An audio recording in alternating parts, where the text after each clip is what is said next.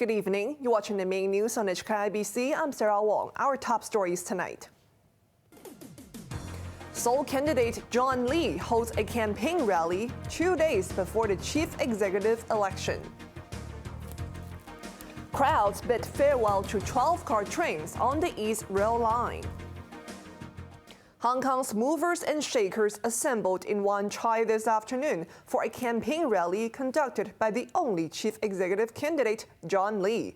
It was one of his last major events before Sunday's election. Wong reports. Security was tightened around the Convention and Exhibition Center in Wan Chai hours before a long list of VIPs arrived.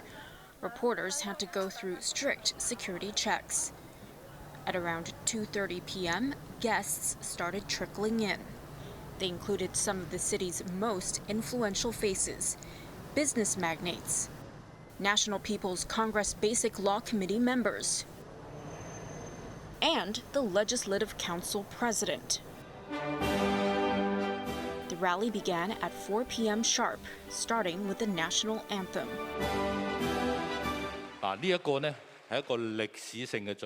Then, Lee's campaign manager, Tam Yu-chung, took to the stage. In a show of wide-ranging support, he invited representatives from various sectors to speak. A Form 4 student and table tennis bronze medal Olympian Du Hoi Kem were among them.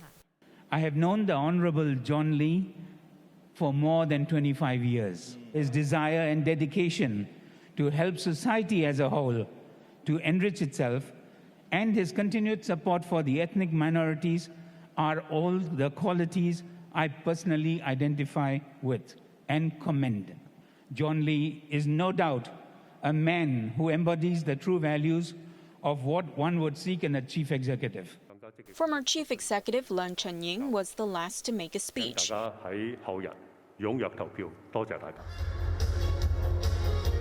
Before guests were asked to turn on the lights on their phones to welcome the man of the hour.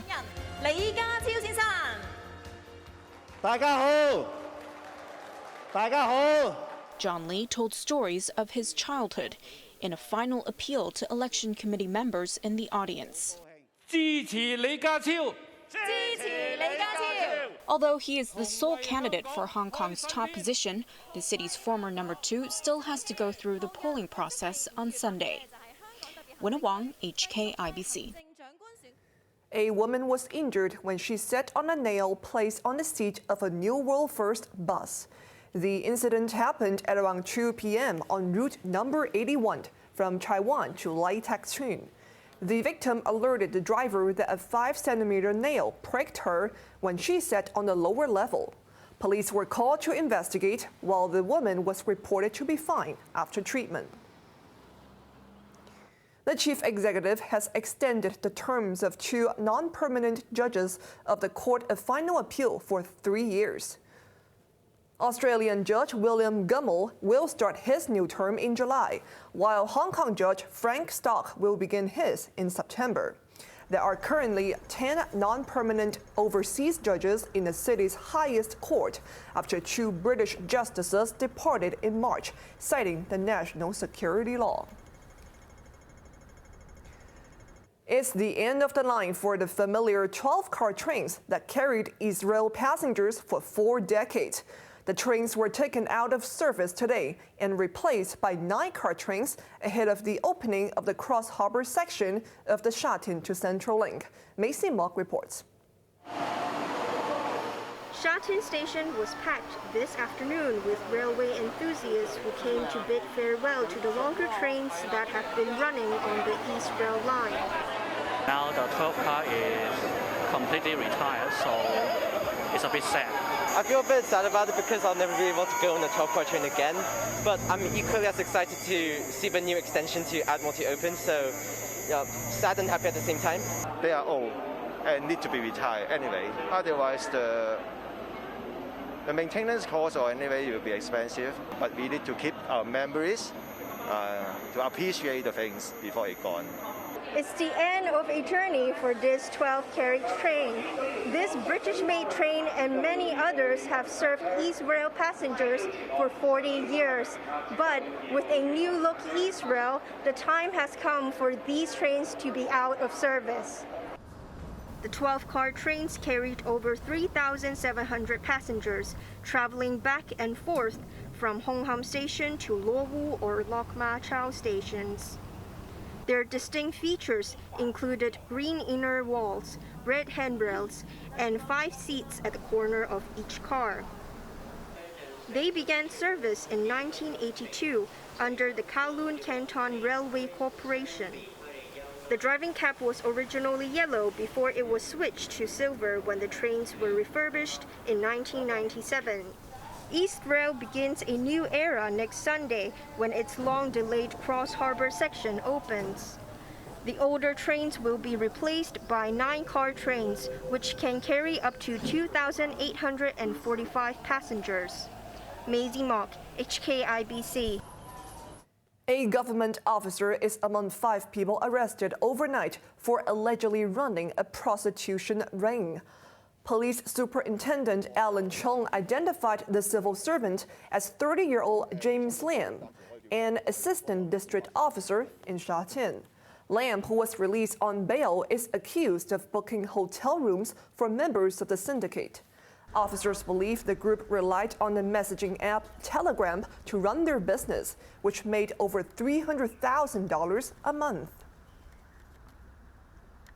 Hong Kong has recorded 324 new COVID cases, 3 more than yesterday, and 11 deaths. Those infected included 15 students and 8 staff in 23 schools.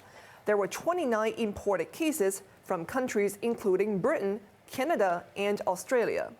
Health authorities urged people infected overseas to wait a while before flying in, as they may test positive. Meanwhile, from Monday, arrivals will have to take rapid antigen and PCR tests at the airport. If the RAT result is negative, they will be driven to their quarantine hotel to await the PCR result.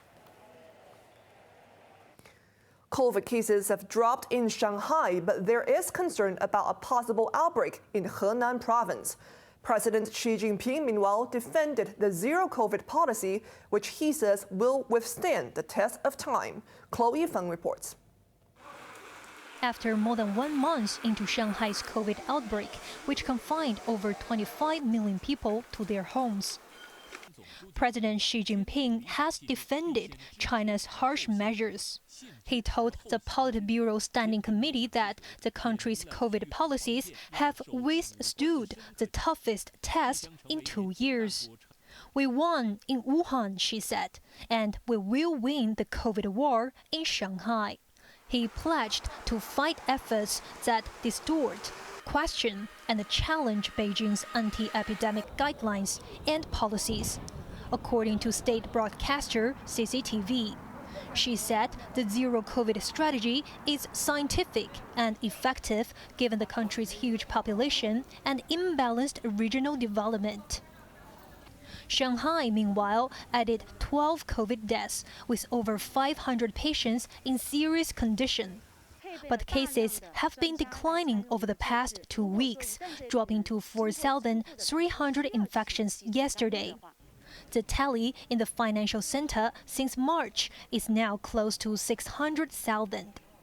The capital Beijing reported another 72 cases, taking the total in the outbreak so far to 550.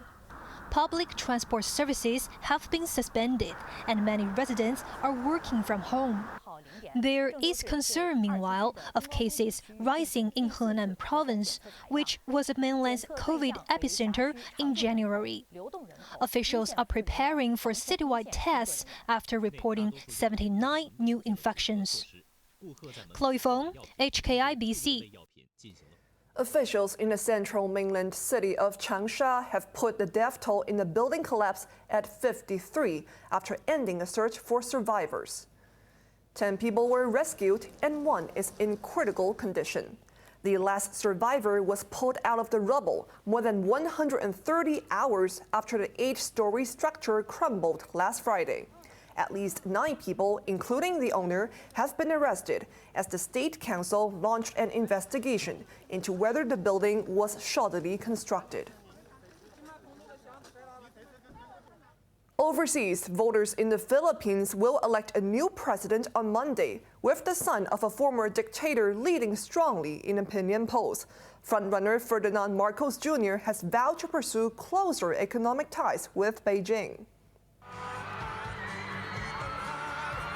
Ferdinand Marcos Jr. was cheered by an exhilarated crowd as he campaigned in the Philippine capital, Manila. The son and namesake of former dictator Ferdinand Marcos is the hot favorite to succeed Rodrigo Duterte as president. The 64-year-old former senator appealed for unity amid the economic hardship triggered by COVID. Marcos Jr. is seeking warmer ties with Beijing to boost Chinese investment in the Philippines. There is speculation that he could set aside Manila's historic arbitration win in The Hague in 2016 over territorial disputes in the South China Sea. His popularity is bolstered by his running mate, vice presidential candidate Sara Duterte Carpio, daughter of the incumbent president whose term ends next month. The only female in the race for president, Leni Robredo, is a distant second behind Marcos Jr., whom she defeated in the vice presidential contest 6 years ago. Robredo has vowed to restore real democracy and is open to joint exploration of resources in the South China Sea if China acknowledges the Hague ruling. The other 8 candidates include boxing legend Manny Pacquiao. He won the hearts of Filipinos with his achievements in the ring, but has been fighting it harder to win their ballot. More than 67 million Filipinos have registered to vote on Monday, when they will also select lawmakers and local officials.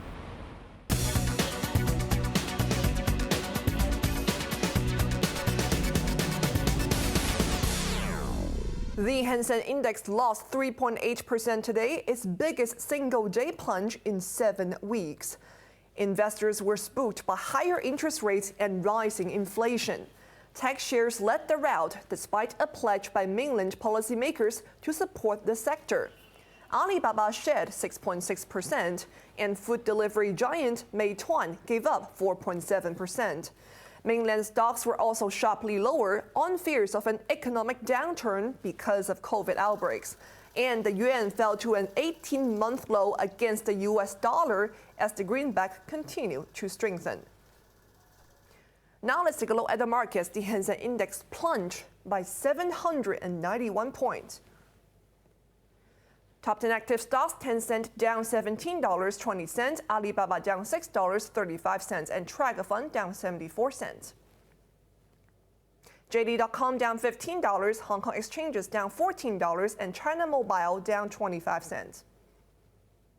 Forex trading against Hong Kong dollar, Euro is trading at 8.30, British pound at 9.69, and Australian dollar at 5.57. Over to the UK market, FTSE 100 is down 67 points. On to the weather now. There will be bright periods tomorrow with 1 or 2 showers later. Temperatures range between 24 and 29 degrees, mainly cloudy with a few showers on Sunday and Monday. Now let's take a look at the weather around the world.